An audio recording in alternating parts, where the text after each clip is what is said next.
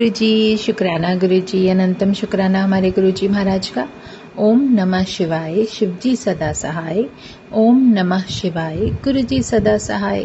शुक्राना अनंतम शुक्राना। जितने शुक्राने मेरे परमात्मा के मैं करूं उतने ही कम है, क्योंकि गुरु ने बोला है, गुरु का हुक्म है कि शुक्राने करते जाओ और जीवन में आगे बढ़ते जाओ। सीधी सी बात सिखा रही है कि सिर्फ तुम्हें सिमरन करना है, नाम लेना है और अपना विश्वास जो अपने परमात्मा पर है उसे बिल्कुल इस तरीके से रखना है कि कुछ भी हो जाए आपका विश्वास नहीं हटना चाहिए। मेरे महाराज का बहुत ही प्यारा साथ है, उसका हुक्म है, उसका अनुभव है। उन्होंने जो वो सीख दे रहे हैं, जो जीवन में चलने के लिए हमें सिखा रहे हैं कि क्या तो अच्छाई है, क्या बुराई है, क्या पाप है, क्या पुण्य है। सच में इसलिए शायद उन्होंने शिव पुराण पढ़ने का मौका दिया और इतना प्यारा पाठ चल रहा है इस समय, जब उसमें पाप और पुण्य की डेफिनेशन आ रही है, जिसके कि हम हमेशा चारों तरफ घूमते ही रह जाते हैं कि क्या पाप है, क्या पुण्य है। इंसान शायद स्वार्थ में पाप पुण्य भी भूल जाता है। जो भी है, जैसे भी है, महाराज की बहुत बड़ी मेहर है, कृपा है, जो कि हमें बचा कर चल रहे हैं। और इससे भी ज़्यादा मेहर वो है कि वो हमें जब रास्ते में बताते हैं कि हमें करना क्या है, तो उससे प्यारा साथ, उससे प्यारा भगवान जो कि तुम्हारे साथ रहते हुए तुम्हें सब कुछ कहते हैं ना, गाइड करते हुए चल रहा है, तो वही तो गुरु है। और किस्मत इतनी प्यारी है, इतना अच्छा मौका मिल रहा है हमारे जीवन को कि जो मेरे गुरु महाराज का जो हमें साथ मिल रहा है वो कितना प्यारा है। क्योंकि किस्मत, भाग्य हम इसलिए अच्छा कह सकते हैं, और बहुत ही डिवाइन और बहुत ही गोल्डन अपॉर्चुनिटी इसलिए कह सकते हैं कि महाशिव खुद जिस रूप में आया धरती पर लोगों को तारने के लिए, और खुद वो बुला बुला कर उनका कल्याण करता है, तो उससे प्यारा तो कोई भी सत्संग हो ही नहीं सकता जीवन का। मेरे जीवन में ये मौका आया जानने का, जब गुरु ने बताया कि देख, तेरे जीवन में जो अब तक हुआ वो क्यों हुआ, और अब जो चल रहा है वो क्यों चल रहा है। सब कुछ उनकी मर्जी से है, सब कुछ उनकी मर्जी से। जिस दिन हम ये समझ जाते हैं ना कि हमारा शिव जो कृपा कर रहा है वो हमारे लिए बहुत ही ज़्यादा कीमती है, लेकिन सिर्फ विश्वास और धैर्य अगर रखते जाएं तो परमात्मा हमें वो बताने की, वो दिखाने की चेष्टा करते हैं कि जिस कर्म को करते हुए तुम आगे बढ़ते जाओ वो बहुत ज़रूरी है, और वो करा भी रहे हैं। उससे भी प्यारी बात यह है कि चाहे आपके जीवन में स्ट्रगल ही क्यों ना हो, गुरु अगर साथ होता है ना, तो आपके किसी भी समय से, किसी भी वक्त से आपको निकाल कर ले जाते हैं। उस वक्त की कितनी अवधि है हम नहीं जानते, लेकिन वो जानते हैं। जब वो साथ है तो हमारे अंदर का डर खत्म हो जाना चाहिए कि अरे अब ये हो गया, अब क्या करेंगे। डरना नहीं है, जो होना है वो तो होगा ही, और जो हमारे जीवन में घटित होगा वो सिर्फ हमारे परमात्मा की मर्जी से घटित होगा। उन्होंने जो बोल दिया सो बोल दिया, इसके अलावा कोई शब्द हमारे मन में या हमारे बुद्धि में, इस छोटी सी बुद्धि में जिसे हम समझ ही नहीं सकते, जिस डिवाइन एनर्जी के साथ हम हैं, तो उसकी करनी तो हम नहीं जान सकते, लेकिन वो जो कर रहे होते हैं ना, वो डेफिनेटली हमारे लिए इतना प्यारा सत्संग होता है, जीवन का वो डिवाइन सत्संग होता है, जिसको हम कभी अपने जीवन में अगर अनदेखा कर देंगे तो हमारे जितना मूर्ख कोई नहीं होगा। इसलिए जितना हो सके उस पर विश्वास रखो, क्योंकि गुरु ने जब बोल दिया कि जहाँ भी तुम जाओगे वहाँ तुझे मेरी प्रेजेंस मिलेगी। भगवान तो हर जगह है, कहाँ नहीं है। और सही में कौन सा कैसा समय होगा वो जो पहले ही तुम्हारा काटते चले जाते हैं, तुम्हारे जीवन से उन क्षणों को, उन पलों को हटाते चले जाते हैं जो शायद तुम्हें परेशान करने वाले होते हैं। अगर कुछ लेते भी हैं, हम कुछ उस परिस्थिति में कुछ पेन भी ले रहे हैं, तो वो महाराज की मर्जी से, क्योंकि वो हमारे लिए ज़रूरी था। वो पेन, वो सब कुछ, जो कुछ भी वो देना चाह रहे हैं, उस महाराज, वो हमारा पूर्ण गुरु है ना महाशिव, वो सब जानते हैं। वो उनके नज़रों से कुछ भी छुपा नहीं है। तो जैसे शिव पुराण पढ़ा रहे हैं, और शिव पुराण में जिस तरीके से कुछ लेसन ऐसे आ गए जो मैं रीड कर रही हूँ, जो मुझे पढ़ने का मौका मिल रहा है, तो उसमें जो पाप और पुण्य की डेफिनेशन है, इतनी थोड़ी सी डरावनी है, इतनी भयानक है कि उसे हम पढ़ते हैं या सुनते भी हैं तो थोड़ा सा कप आ जाते हैं कि इतना कुछ, मतलब जो हमारे पाप हैं वो किस तरीके से हमारे जीवन को किस तरीके से कहाँ तक लेकर चले जाते हैं, उन सबसे पीछा हमारा गुरु दिलवाता है। अगर कोई शिव पुराण सुन रहा होगा कॉन्टिन्यूसली, तो अब आने वाले समय में उनको जो चैप्टर सुनने को मिलेंगे, जो अध्याय सुनने को मिलेंगे, उसमें पाप और पुण्य की बहुत ही ज़बरदस्त व्याख्या उन्हें सुनने को मिलेगी। और सच में उसके अंदर जो कुछ भी डिटेल बताई गई है वो हमें जानना, हर किसी को जानना ज़रूरी है। और सच में, लेकिन इस सब के होते हुए भी अगर कोई क्षमा कर सकता है तो वो हमारा शिव कर सकता है। ये सब कुछ सिर्फ हमारे महाशिव के हाथ में है। और महाशिव, जब उसके शरण में आप चले जाते हो तो उसके अलावा कोई ऐसी शक्ति नहीं जो आपको क्षमा कर सके। देने वाला भी वो, लेने वाला भी वो, तारने वाला भी वो, और क्षमा करने वाला भी वही एक महाशिव।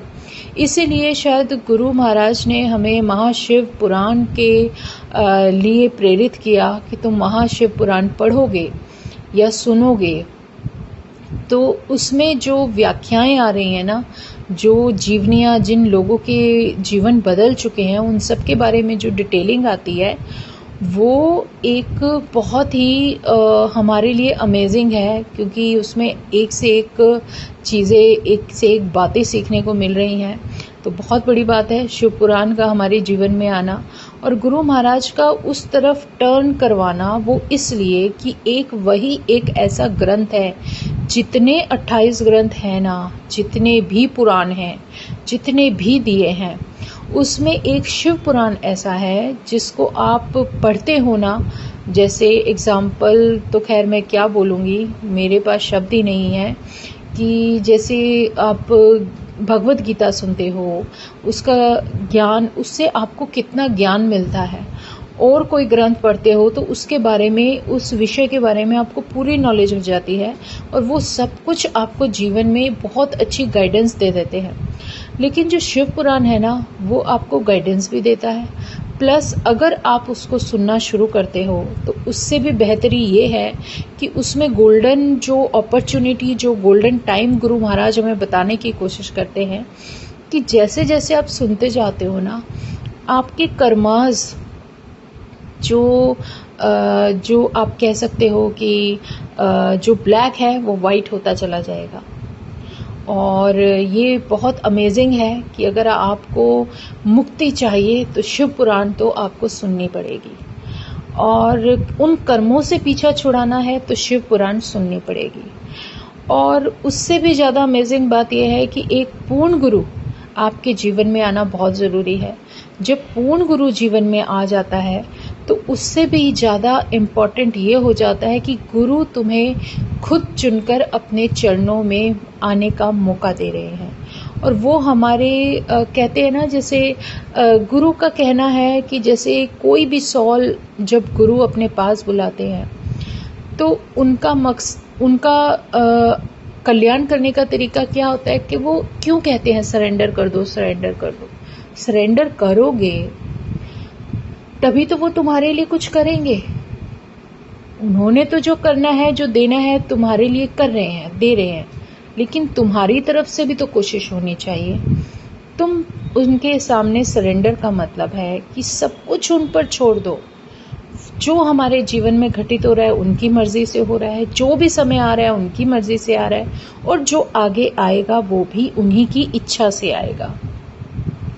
तो गुरु कहते हैं जब सॉल की प्योरिटी का टाइम आता है, मैं जब सॉल को अपने चरणों में बुला रहा हूँ अगर तुम सरेंडर कर देते हो तो उसकी जो क्लीनिंग है, जो प्योरिटी है, वो मैं अपने आप ले आऊँगा। अपने आप धीरे धीरे समय के अनुसार सब कुछ होता चला जाएगा, क्योंकि तुम मुझसे मांगो मत, मांगे मत रखो, इच्छाएं मत रखो। बेकार की इच्छाएं तो बिल्कुल भी मत रखो। अब बेकार की इच्छाओं में गुरुजी का कहने का मतलब है ये जो आपके जीवन से रिलेटेड भौतिक सामग्रियां हैं, जैसे किसी को कुछ चाहिए, किसी को कुछ चाहिए, किसी को कुछ, सिर्फ वो इच्छाएं जो आपको एक सांसारिक सुख देती है। लेकिन गुरु क्या देता है? गुरु एक आत्मिक ज्ञान देता है, आत्मिक सुकून देता है, आत्मिक संतुष्टि देता है। वो आपकी सोल को प्योर करते हैं, वो आपकी सोल के लिए इतना कुछ कर देते हैं, इतनी ब्लेसिंग दे देते हैं कि आप अपनी लाइफ में हर चीज को जानने के काबिल बन जाओ। आप इस काबिल बन जाओ कि क्या अच्छा, क्या बुरा, क्या गलत, क्या सही। आपको औरों की बातों में ना इंटरेस्ट लेके उस बात पर ध्यान दो जो गुरु तुम्हें सिखाने की कोशिश कर रहा है।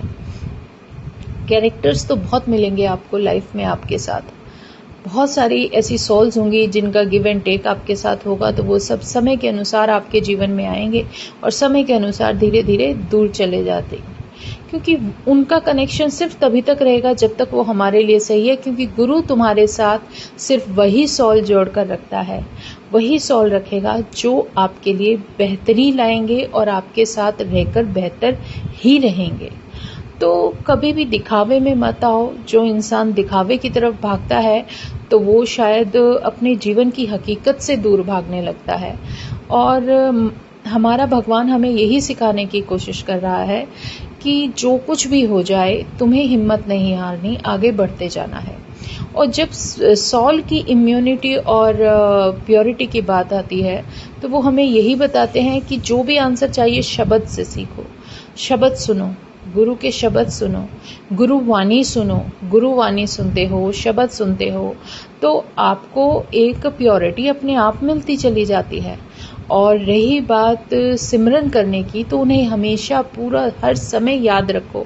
अपने मन में भगवान को अपने जिस रूप में भी आप मानते हो ना, उसी रूप को अपने साथ रखो। चाहे वो माता का रूप है, चाहे वो हनुमान जी का रूप है, चाहे कृष्ण का रूप है, चाहे आपके शिव का रूप है, जो भी रूप आपको पसंद है उस शक्ति को अपने मन मंदिर में बसा लो। क्योंकि जब आप उसे अपने मन मंदिर में बसाते हो तो आपके दिल का ख्याल आपसे ज्यादा आपका परमात्मा करता है। सच में ये हकीकत है, बहुत प्यारी। और उससे भी प्यारा ये है कि जब हम अपने परमात्मा के साथ बैठकर कुछ समय व्यतीत करते हैं, आप पूरे दिन में कोई भी समय निकाल लो, चाहे 5 मिनट, चाहे आप आंख बंद करके याद कर रहे हो, चाहे कैसे भी कर रहे हो, कुछ भी, सारी ड्यूटीज करो और उसके साथ 5-10 मिनट अगर आप अपने जीवन में अपने परमात्मा को आंख बंद करके भी याद करोगे ना, तो वो सच में तुमसे बात करते हैं। ये बहुत बड़ी रियलिटी है। लेकिन सिर्फ विश्वास की बात है, विश्वास करोगे तो सब कुछ आपको मिल जाएगा, नहीं करोगे तो होते हुए भी आपको दिखाई नहीं देगा। जैसे माँ गंगा में आप हरिद्वार में नहाने के लिए जाते हो, तो नहाते हो तो आपका वो शारीरिक जो शरीर है, बॉडी है, उसी को तो वो वॉश करती है, उसी को तो वो क्लीन कर सकती है, आपकी सोल को नहीं कर सकती। आपकी सोल वही रहेगी जो अंदर है, जो रियलिटी है। 100 बार भी स्नान करके आ जाओगे, उसके बाद आने के बाद भी अगर आपने अपने मन के अंदर, अपने जीवन के अंदर बदलाव नहीं लाया, तो गंगा माँ भी क्या करेगी बार बार तुम्हें नहला के?